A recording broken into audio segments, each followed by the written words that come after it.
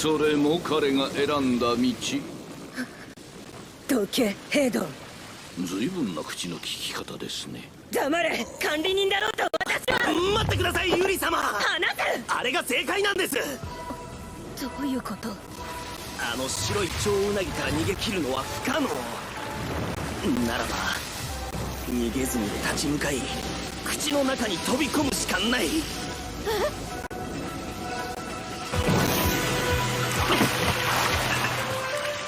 死の恐怖に打ち勝つこと、それがこのテストの答えです。刺したの？口の中に入って？答えを知ってたならなんで教えてあげないのよ。答えが分かっても普通はそんなバカな行動はできない。でも少年には死の恐怖を凌駕する何かが、恐怖に立ち向かえる何かがあの少年にはあった。Você já percebeu que toda a história de Torfgod acontece de um jeito muito premeditado? Parece que tudo tá conectado e que tudo tinha que ser daquele jeito, daquela forma, senão as coisas não aconteceriam. Desde o primeiro capítulo até o último, todas as coisas acontecem do jeito que deveriam acontecer, de forma até mesmo mística em alguns momentos, como se tudo já estivesse escrito, como se o destino dos personagens já fosse algo que já estava pré-estabelecido antes mesmo que eles chegassem à torre. E isso é muito curioso, porque se a gente for ver, tudo isso acontece por causa da forma que Torfgod é escrito.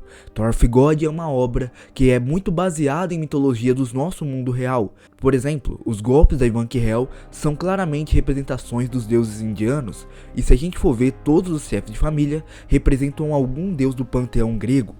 Mas a forma de escrita de Torfgod é muito inspirado por um tipo de conto específico que era muito famoso na antiguidade. E eu estou falando das tragédias gregas. E basicamente a tragédia grega se trata de uma história de um personagem que tenta evitar o seu destino, mas que acaba gerando esse destino por conta das suas próprias atitudes. Sempre que alguém tenta fugir do seu destino, acaba por o criá-lo. E basicamente, toda a narrativa de Torfgod tem muitos elementos desse tipo de história. Se a gente for ver, o Ban, ele basicamente era alguém que não queria matar, tanto que tem uma frase dele com Androse, onde ele diz exatamente isso, que ele quer subir a torre, mas ele não quer se transformar em um assassino. E hoje ele é um candidato a Slayer. A própria Rachel, basicamente alguém que queria minar a grandeza do Ban, mas por conta das suas atitudes, acaba deixando o Ban entrar dentro da torre e gerando toda a história que a gente conhece. Ou seja, toda a história de Torfgod está inteiramente ligada a um ser, a uma força superior que transcende a própria existência dos personagens e fazem com que as coisas aconteçam do jeito que deveriam acontecer. Algo que a gente pode chamar de destino. Só que, diferente das narrativas gregas que acontecem literalmente por causa de um destino, talvez em Torfgod isso seja a intervenção de forças muito maiores que a gente atualmente desconhece, poderes, habilidades que transcendem todas as forças que já foram mostradas, um poder que se eleva ao nível de controlar a existência das pessoas. E talvez seja esse poder que faz com que a narrativa de Torfgod ocorra, que os personagens alcancem seus sonhos e cheguem até os seus limites. Tudo acontece por causa de uma força que transcende a vida desses personagens e leva a história para frente. E essa força pode já ter ou não sido apresentada em Torfgod.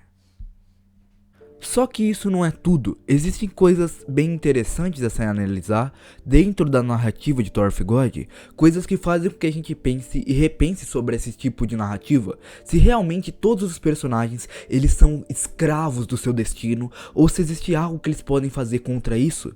E se a gente for ver, Torfgod já deu muitas margens pra gente teorizar sobre essa coisa, se realmente o destino é algo que é inevitável, uma força que não pode ser parada, ou é algo apenas existente em alguns que não têm poder suficiente para quebrá-lo. Se formos separar, Zahard é uma das pessoas que tem o poder sobre o destino, um dos seres mais poderosos da torre, o terceiro mais forte e mais bem colocado, e basicamente uma das poucas pessoas que tem o real poder de controlar o seu destino, uma força que surpreende até mesmo aqueles que teoricamente são iguais a eles. Os chefes de família não são ditos tendo essa habilidade, apenas Zahard, e talvez seja por isso que apenas ele pode confrontar o destino do Ban. Pois apenas uma luta entre pessoas capazes de quebrar o destino é uma luta verdadeira, uma luta onde os dois realmente se enfrentam e não uma força superior inflige algo aos personagens. Mas talvez essa não seja a única forma, e talvez exista um caminho para que o Ban possa quebrar também o seu destino e assim realmente ter essa luta grandiosa contra Zahard.